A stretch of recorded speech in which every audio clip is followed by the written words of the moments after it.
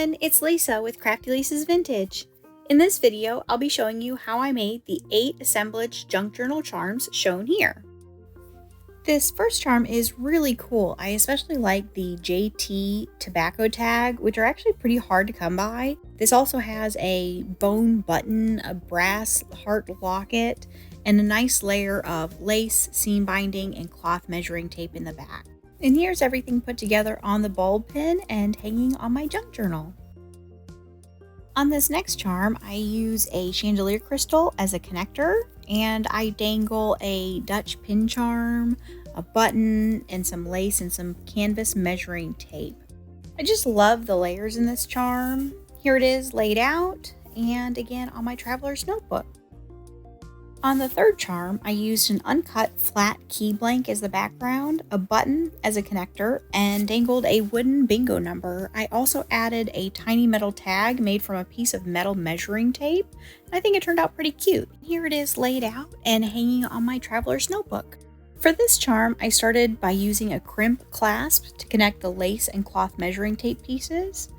Then I made a little charm from a glass bead from Czechoslovakia and added a brass token. Here it is laid out and on my journal. This fifth charm was super quick and easy to make. It only used 5 components, including the bulb pin. Here it is laid out and on my journal. For this next one, I added the shank button to the paper clip, draped a bit of chain and a vintage Dutch pin charm, and then decided to also add a charm made from an old Czech glass bead. And here it is laid out and on the spine of my journal. This next charm is so fun. So what I did is I added a screw loop to the top of this wooden game board piece. I made a little charm out of an old Czech glass bead, and then I dangled everything from the mother of pearl button.